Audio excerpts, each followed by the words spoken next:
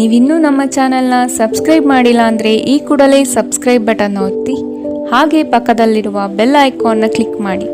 ಇದರಿಂದ ನಮ್ಮ ಹೊಸ ವಿಡಿಯೋ ಅಪ್ಡೇಟ್ಸ್ಗಳು ನಿಮಗೆ ಸಿಗುತ್ತೆ.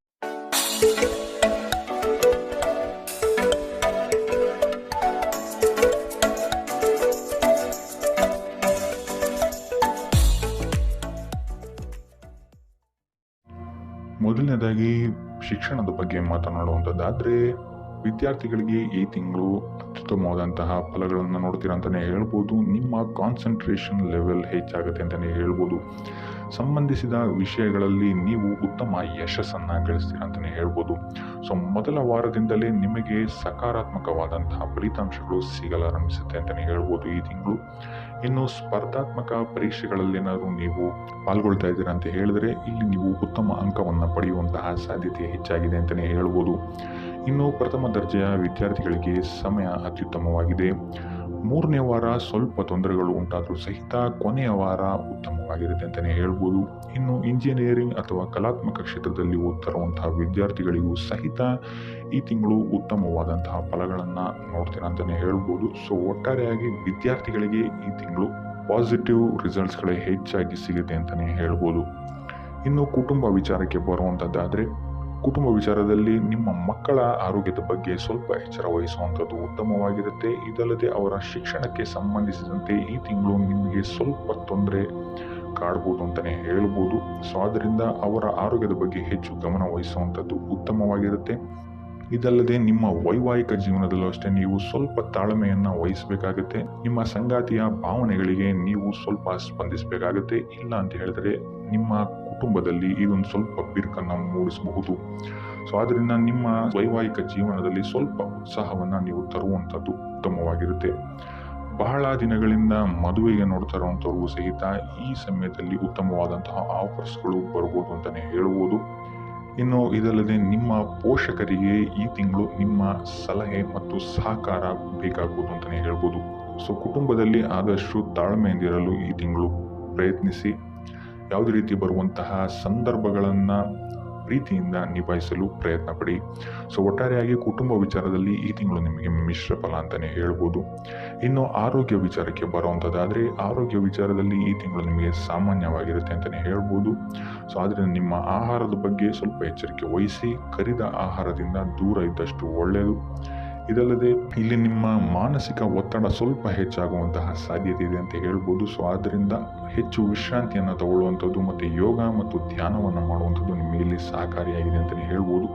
ಇದಲ್ಲದೆ ಈ ತಿಂಗಳು ನಿಮಗೆ ಹಲ್ಲಿಗೆ ಸಂಬಂಧಿಸಿದಂತಹ ನೋವುಗಳು ಸ್ವಲ್ಪ ಬಾಧಿಸ್ಬೋದು ಅಂತಲೇ ಹೇಳ್ಬೋದು. ಇನ್ನು ನಿಮ್ಮ ಸಂಗಾತಿಯ ಆರೋಗ್ಯದ ಬಗ್ಗೆ ಸಹಿತ ನೀವಿಲ್ಲಿ ಸ್ವಲ್ಪ ಎಚ್ಚರಿಕೆಯನ್ನು ವಹಿಸಬೇಕಾಗುತ್ತೆ. ಆದರೆ ತಿಂಗಳ ಕೊನೆಯ ವಾರ ನಿಮಗಿಲ್ಲಿ ಆರೋಗ್ಯ ಪರಿಸ್ಥಿತಿಗಳು ಸುಧಾರಣೆ ಆಗುತ್ತೆ ಅಂತಲೇ ಹೇಳ್ಬೋದು. ಇನ್ನು ವೃತ್ತಿ ಜೀವನವನ್ನು ನೋಡುವಂಥದ್ದಾದರೆ, ಈ ತಿಂಗಳು ನಿಮಗೆ ನಿಮ್ಮ ಕೆಲಸ ಕಾರ್ಯಗಳಲ್ಲಿ ಸ್ವಲ್ಪ ಸವಾಲುಗಳನ್ನು ನೀವು ಎದುರಿಸಬೇಕಾಗಬಹುದು. ಆದ್ದರಿಂದ ನಿಮ್ಮ ಬುದ್ಧಿಶಕ್ತಿ ಮತ್ತು ನಿಮ್ಮ ಉತ್ತಮ ಕಾರ್ಯವೈಖರಿಯನ್ನು ಬಳಸ್ಕೊಳ್ಬೇಕಾದಂತಹ ಸಮಯ ಈ ತಿಂಗಳು ನಿಮಗೆ ಬರಬಹುದು. ಸಮಸ್ಯೆಗಳ ಬಗ್ಗೆ ಚಿಂತೆ ಮಾಡದೆ ಆದಷ್ಟು ಪರಿಹಾರದ ಬಗ್ಗೆ ಹೆಚ್ಚು ಗಮನವನ್ನು ಕೊಡುವಂಥದ್ದು ನಿಮಗಿಲ್ಲಿ ಪಾಸಿಟಿವ್ ರಿಸಲ್ಟನ್ನು ಕೊಡುತ್ತೆ ಅಂತಲೇ ಹೇಳ್ಬೋದು. ಸೊ ವೃತ್ತಿ ಜೀವನದಲ್ಲಿ ಆದಷ್ಟು ಸ್ಕಿಲ್ಸ್ಗಳನ್ನು ಅಪ್ಗ್ರೇಡ್ ಮಾಡ್ಕೊಳ್ಳೋಕ್ಕೆ ಟ್ರೈ ಮಾಡಿ. ಇದರಿಂದ ನಿಮಗೆ ಮುಂದೆ ಬರುವಂತಹ ಅವಕಾಶಗಳಿಗೆ ಹೆಚ್ಚು ಸಹಕಾರಿಯಾಗಿರುತ್ತೆ ಅಂತಲೇ ಹೇಳ್ಬೋದು. ಇದಲ್ಲದೆ ಕೆಲಸದ ಒತ್ತಡ ನಿಮ್ಮ ಮೇಲೆ ಹೆಚ್ಚು ಬಾಧೆಯನ್ನು ನೀಡದಂತೆ ನೋಡಿಕೊಳ್ಳಿ. ಆದಷ್ಟು ಯೋಗ ಧ್ಯಾನವನ್ನು ಮಾಡುವಂಥದ್ದು ಉತ್ತಮವಾಗಿರುತ್ತೆ. ಕೊನೆಯ 2 ವಾರಗಳು ನಿಮಗೆ ಸಕಾರಾತ್ಮಕವಾದಂತಹ ಫಲಿತಾಂಶಗಳನ್ನು ನಿಮ್ಮ ಕಾರ್ಯಕ್ಷೇತ್ರದಲ್ಲಿ ಇದು ಒದಗಿಸುತ್ತೆ ಅಂತಲೇ ಹೇಳ್ಬೋದು. ಇನ್ನು ಉದ್ಯೋಗ ಏನಾದರೂ ಬದಲಾಯಿಸಬೇಕು ಅಂತಿದ್ರೆ ಅಥವಾ ಹೊಸ ಉದ್ಯೋಗವನ್ನೇನಾದರೂ ನೀವು ಹುಡುಕ್ತಾ ಇದ್ದೀರಾ ಅಂತ ಹೇಳಿದ್ರೆ ನಿರೀಕ್ಷಿತ ಫಲಿತಾಂಶವನ್ನು ನೀವು ಪಡೆಯಲು ಹೆಚ್ಚು ಶ್ರಮವನ್ನು ಹಾಕಬೇಕಾಗ್ಬೋದು ಈ ತಿಂಗಳು. ಸೊ ಆದ್ದರಿಂದ ವೃತ್ತಿ ಜೀವನದ ಬಗ್ಗೆ ಯಾವುದೇ ರೀತಿಯಾದಂತಹ ಆತುರದ ನಿರ್ಧಾರಗಳನ್ನು ಈ ತಿಂಗಳು ತಗೊಳ್ಳೋಕೆ ಹೋಗಬೇಡಿ. ಆದಷ್ಟು ನಿಮ್ಮ ಗುರು ಹಿರಿಯರ ಸಲಹೆ ಮತ್ತು ಸಹಕಾರವನ್ನು ತಗೊಳ್ಳುವಂಥದ್ದು ಉತ್ತಮವಾಗಿರುತ್ತೆ. ಇನ್ನು ಹಣಕಾಸಿನ ವಿಚಾರಕ್ಕೆ ಬರುವಂಥದ್ದಾದರೆ, ಹಣಕಾಸಿನ ವಿಚಾರದಲ್ಲಿ ಈ ತಿಂಗಳು ನಿಮಗೆ ಮಿಶ್ರ ಫಲ ಅಂತಲೇ ಹೇಳ್ಬೋದು. ಈ ತಿಂಗಳು ನಿಮಗೆ ಎಷ್ಟು ಆದಾಯ ಬರುತ್ತೆ ಅಷ್ಟೇ ಖರ್ಚು ಸಹಿತ ಹೆಚ್ಚಾಗುತ್ತೆ ಅಂತಲೇ ಹೇಳ್ಬೋದು. ಸೊ ಆದ್ದರಿಂದ ನಿಮ್ಮ ಖರ್ಚಿನ ಬಗ್ಗೆ ಹೆಚ್ಚು ಗಮನ ಇಡುವಂಥದ್ದು ಉತ್ತಮವಾಗಿರುತ್ತೆ ಈ ತಿಂಗಳು ನಿಮಗೆ ಹೆಚ್ಚಾಗಿ ಆರೋಗ್ಯದ ಮೇಲೆ ಹೆಚ್ಚು ಖರ್ಚಾಗುವಂತಹ ಸಾಧ್ಯತೆ ಇದೆ ಅಂತಲೇ ಹೇಳ್ಬೋದು. ಇದಲ್ಲದೆ ಐಷಾರಾಮಿ ವಸ್ತುಗಳಿಗೂ ಸಹಿತ ನೀವಿಲ್ಲಿ ಹೆಚ್ಚು ಖರ್ಚನ್ನು ಮಾಡಬೇಕಾಗ್ಬೋದು ಅಂತಲೇ ಹೇಳ್ಬೋದು.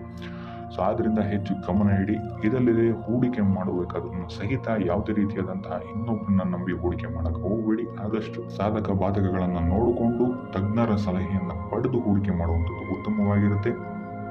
ಇನ್ನು ವ್ಯಾಪಾರಿಗಳು ಮತ್ತು ಸ್ವಯಂ ಉದ್ಯೋಗಿಗಳಿಗೆ ಈ ತಿಂಗಳು ಸಾಮಾನ್ಯವಾಗಿರುತ್ತೆ ಅಂತಲೇ ಹೇಳ್ಬೋದು. ಆದರೆ 3ನೇ ವಾರದ ನಂತರ ನಿಮಗಿಲ್ಲಿ ಸ್ಥಿತಿಗತಿಗಳು ಸುಧಾರಣೆಯಾಗುತ್ತೆ, ನಿಮಗಿಲ್ಲಿ ಆದಾಯ ಹೆಚ್ಚಾಗುತ್ತೆ ಅಂತಲೇ ಹೇಳ್ಬೋದು. ಇನ್ನು ನೀವೇನಾದರೂ ಹೊಸ ಬಿಸ್ನೆಸ್ ಸ್ಟಾರ್ಟ್ ಮಾಡಬೇಕು ಅಂತಿದ್ರೆ ಅಥವಾ ಪಾಲುದಾರಿಕೆಯ ಉದ್ಯಮದಲ್ಲಿ ಏನಾದರೂ ಪ್ರಾರಂಭಿಸಬೇಕು ಅಂತ ಇದ್ರೆ ಪ್ರತಿಯೊಂದು ವಿಚಾರಗಳನ್ನು ನೀವು ಗಣನೆಗೆ ತಗೊಳ್ಳುವಂಥದ್ದು ಉತ್ತಮವಾಗಿರುತ್ತೆ ಅಂತ ಹೇಳ್ಬೋದು. ಸೊ ಈ ವಿಚಾರಗಳಲ್ಲಿ ಆತುರದ ನಿರ್ಧಾರಗಳಿಂದ ಆದಷ್ಟು ದೂರ ಉಳಿಯುವಂಥದ್ದು ಉತ್ತಮವಾಗಿರುತ್ತೆ ಅಂತಲೇ ಹೇಳ್ಬೋದು. ಸೊ ಒಟ್ಟಾರೆಯಾಗಿ ನಿಮಗಿಲ್ಲಿ ಆರ್ಥಿಕ ಕ್ಷೇತ್ರದಲ್ಲಿ ಮಿಶ್ರ ಫಲ ಇದೆ ಅಂತಲೇ ಹೇಳ್ಬೋದು ಈ ತಿಂಗಳು. ಸೊ ಒಟ್ಟಾರೆಯಾಗಿ ಹಣಕಾಸಿನ ವಿಚಾರದಲ್ಲಿ ಈ ತಿಂಗಳು ನಿಮಗೆ ಮಿಶ್ರ ಫಲ ಅಂತಲೇ ಹೇಳ್ಬೋದು. ಇನ್ನು ಉಪಾಯ ವಿಚಾರಕ್ಕೆ ಬರುವಂಥದ್ದಾದರೆ ಸೋಮವಾರದಂದು ಶಿವಾಲಯಕ್ಕೆ ಭೇಟಿ ನೀಡುವುದು ಅಥವಾ ಹಾಲಿನ ಅಭಿಷೇಕವನ್ನು ನೀಡುವಂಥದ್ದು ಮತ್ತು ಕೈಲಾದಷ್ಟು ದಾನವನ್ನು ಮಾಡುವಂಥದ್ದು ಸಹಿತ ನಿಮಗಿಲ್ಲಿ ನಿಮ್ಮ ಕಾರ್ಯಕ್ಷೇತ್ರದಲ್ಲಿ ಬರುವಂತಹ ಪ್ರತಿಯೊಂದು ವಿಘ್ನಗಳನ್ನು ನಿವಾರಣೆ ಮಾಡೋಕ್ಕೆ ಸಹಾಯ ಆಗುತ್ತೆ ಅಂತಲೇ ಹೇಳ್ಬೋದು. ಸೊ ಇದಾಗಿತ್ತು ಈ ತಿಂಗಳ ನಿಮ್ಮ ರಾಶಿ ಭವಿಷ್ಯ.